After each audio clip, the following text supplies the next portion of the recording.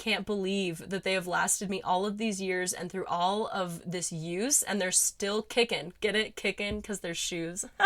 See, at least I think I'm funny. Hello, adventurers! My name is Alexandra with the Bucket List Mermaid, and welcome to Tick It Before You Kick It, the podcast where we talk about everything that should be on your adventure bucket list. Now, this week, we're going to be talking about something just a little bit different, just because Black Friday and the holidays are coming up, and we are going to be talking about some adventure gear that you can either buy for yourself, tell a loved one to buy you, or you can buy for that beloved adventurer that you have in your life. On this week's episode, I'm going to be talking about several products that I have purchased, gotten as a gift, and I use adventuring all the time. And they're going to be in different price points, so depending on what your budget is, we're just going to talk about some really cool adventure gear to get for that special adventurer. Let's get adventuring, or in this case, let's go shopping. To go adventuring, if that makes any sense. So let's start off with the cheaper side of this, and maybe some gifts that are under $25 that you can get for adventurers. Now, number one on my list, I have a multi-tool survival kit. Now, I actually made fun of this the other day because I always bring it everywhere I go, but I've never actually had to use it. But it's kind of more of like an emergency thing if you do want to. Another idea, a waterproof travel journal. This is going to get dirty and it's gonna have so many things on it, dirt and mud, so I really like the idea of journaling, and I'm also a yoga instructor, so I'm a fond advocate of journaling and just spilling your thoughts out into the paper and having gratitude for all of the adventures that you are going on. I think it's beautiful. Another idea is an adventure scratch map. So when I moved abroad to England when I was only 18, I had this big huge map and it was so heavy, and I actually put a bunch of pins in it, and it was my prized possession. And it really is ironic because I would love to take it with me everywhere. However, I now live full-time in an RV and travel around everywhere as a mermaid, so this big huge fancy pinned map is just collecting dust in a storage unit. And I would really love to have something that's more portable to take, but it's really nice to just figure out where you've been, and it's really cool to see it all on the map. So that's another idea. If you're looking for a very cheap gift for an adventurer, that would be a really good one. And yeah, another one, a waterproof dry bag. Now this is specific for me because I'm a mermaid. I absolutely get wet all the time, obviously, because I'm a mermaid. And I also love paddleboarding. I always snowboard in the winter and I paddleboard in the summer.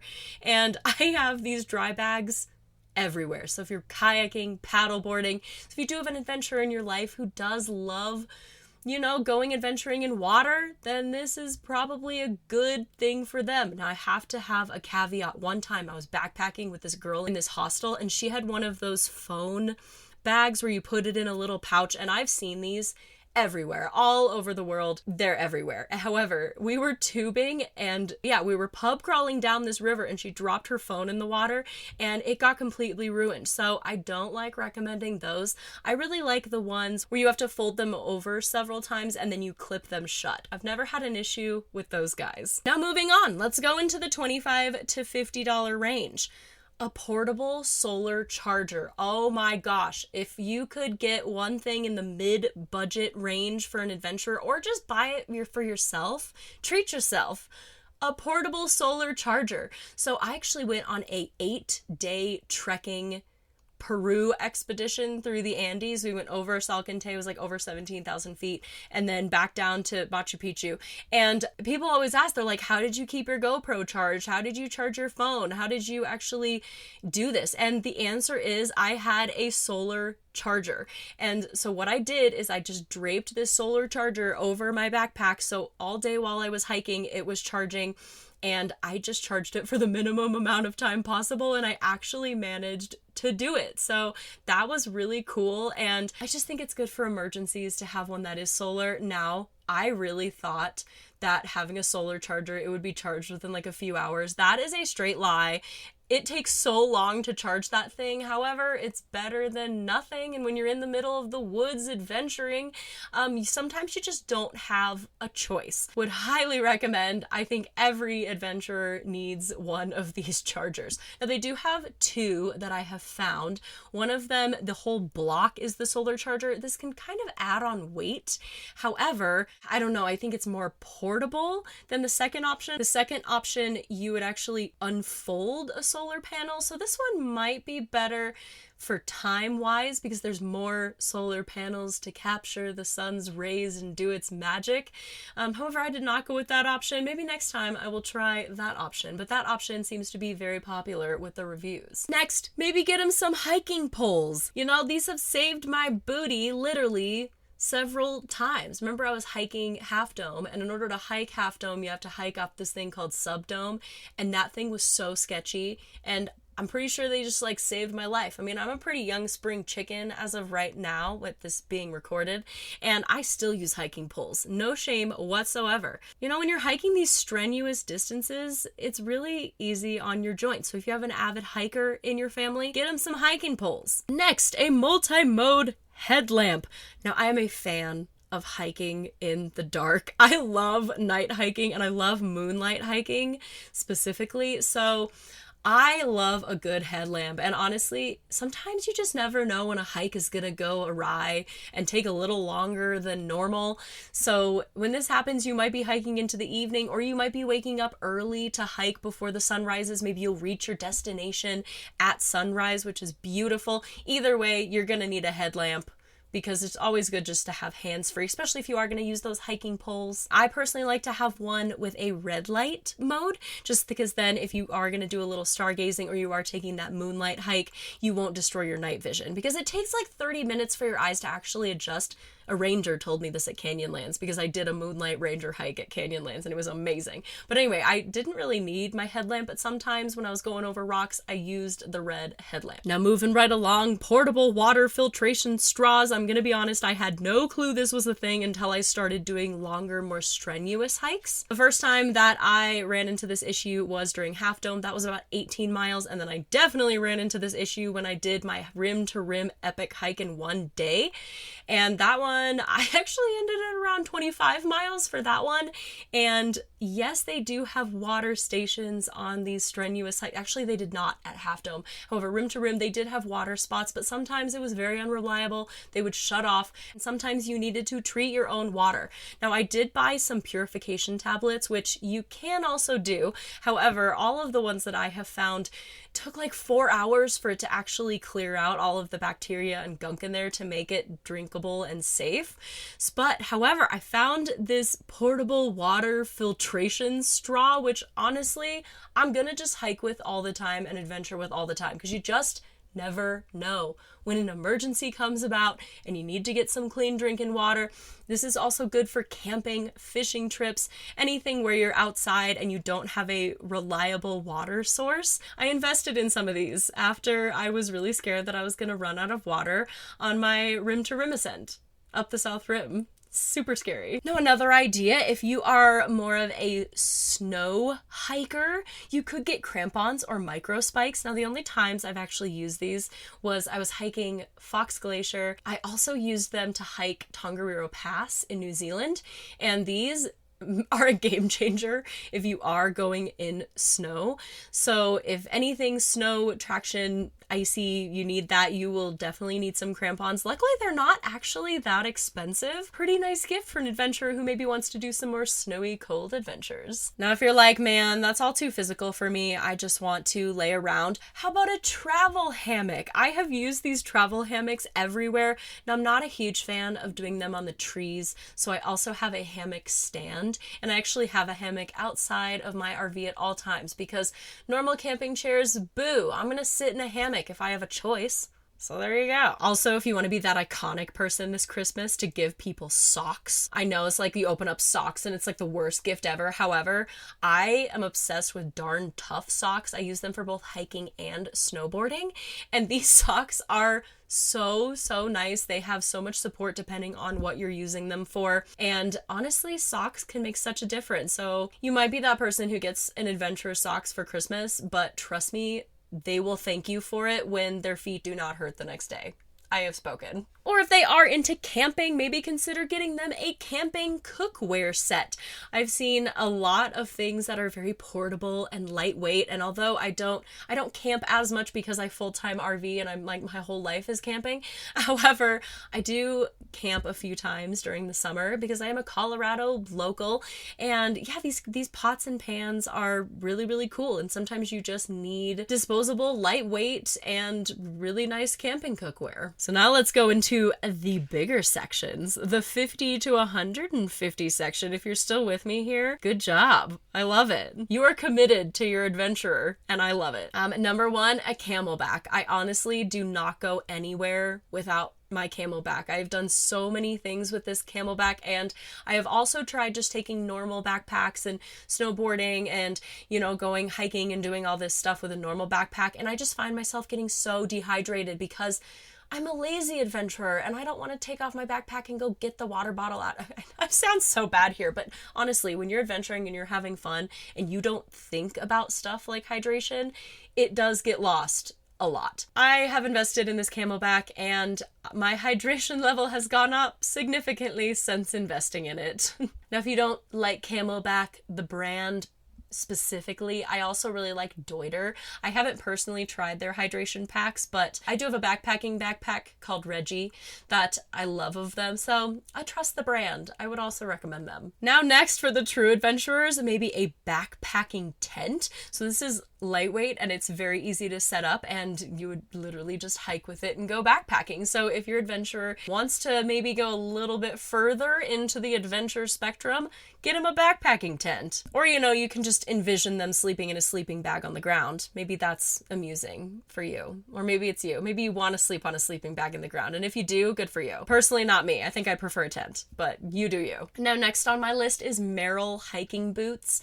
I invested in these before my Peru trek, and honestly, I am so surprised that they're still alive. I can't believe that they have still been cooking and they have as much traction as they do. I think I'm in the hundreds of miles that I have worn these shoes. Seriously. They are so, so nice. I rarely ever have foot pain, and I did get my first blister, and again, it was on that rim to rim, but I didn't notice it during the hike. It was after the hike, so I don't really think that counts because that was an insane hike, and I cannot believe that I haven't gotten more blisters. 10 out of 10 recommend. As I said, I can't believe that they have lasted me all of these years and through all of this use, and they're still kicking. Get it? Kicking because they're shoes. See, at least I think I'm funny. If they are into camping and they like the hammock idea, but the hammock is too cumbersome, I would also recommend, there's this hanging camping chair, and I get asked about this all the time, especially for people with back pain for some reason, or like, oh, I think that would be good for my back. But basically, it's just like this swinging chair. It's very portable, very lightweight, and I'm gonna be honest, I would rather have this chair than a normal camping chair any day of the week. I love it. It's a fan favorite. There it is, the hanging camping chair. Another idea in this price range is Chaco sandals. Now, I'm a Colorado local, so I have to mention this. Sometimes I do just want my little toes, my little piggies to breathe a little bit while I'm adventuring, and Chacos are amazing. I especially like this for water activities. The amount of times I have rafted in these shoes, pretty nice. Now, I will say that one time I was in a hostel in Cambodia and it did not allow shoes within the entire building. So we all had to put our shoes outside, and I actually had someone come up to me and say, "Oh, you're from Colorado because you have a pair of Chacos." So it's a Colorado local favorite, so I just have to mention it. They're like these really sturdy hiking sandals, and they just scream outdoor adventure, so I have to add them. Now, also, if you are looking for a portable, some way to charge your devices, they do have a portable power station. My mom is deaf. She needs hearing aids. Something that happened with COVID just really messed up her ears, so she is very, very hard of hearing. And unfortunately, when we go camping, she has a heck of a time charging her hearing aids. So we actually found a pretty reasonably priced portable power station in there, and it actually does charge her hearing aids. Now, of course, you can get the Mac Daddy power station, totally up to you, but we just have this medium budget one and it works great. And lastly, in this section, a national park pass. Love ours. This has saved us so much money. I believe as of right now, it is $80. It's like the America the Beautiful pass. And what an amazing gift to give to somebody that they get to go to all these national parks. With this park pass specifically, I believe that we have entered 11 or 12 just in 1 year that we have RV'd to. And it has just been the adventure. And I just love national parks because obviously they're national parks for a reason. And they're all just so unique in their own way. And yeah, what better gift for an adventurer than just to get him a national park pass? So now let's go into the Mac Daddy gifts. These are over $150 and they are amazing. So the first one is my Insta360 camera. Holy guacamole, honestly, I have tried a lot of action cameras because I'm an adventure travel blogger, and this one just has a very special place in my heart, and here is why. I travel everywhere as a mermaid. If you haven't seen it, go to the bucketlistmermaid.com. You can see me in my tail, and people always ask me, how do you get all these pictures when you're traveling solo and you're basically a beached whale? Well, I will tell you, a lot of them are with my Insta360 camera. Basically, you just hold it out in front of you. It takes 360 footage from every single angle, and then you go back in there. You can get pictures from the footage. You can get horizontal, you can get landscape pictures, so you're getting multiple things with one shot, and then you can also get multiple videos from the same shot. So for example, like if I'm going snowboarding, I have this thing out here, I can focus on my buddy in front of me, or I can focus on myself. I get 2 different videos, both portrait and landscape, with the same video, and I can also get really cool, epic photos that I would never be able to get. It's basically like having a drone, but it's like a huge long selfie stick, but then it edits out the selfie stick. Anyway, love my 360 camera. Cannot recommend this enough. I think this is the ultimate adventure camera. Absolutely love it. Now, if you are looking for a beginner drone, I would actually recommend this new product, which is called a HoverAir. Now, this is pretty cheap for as far as drones are concerned, and you don't need a remote. So basically you just go on your phone or even just hold out the drone. It launches in seconds right from the palm of your hand, and you can tell it to do different things like follow me or orbit or do a bird's eye view. So this is really good for adventurers who don't want to like full on take on a drone, but just wants to upgrade their footage a little bit.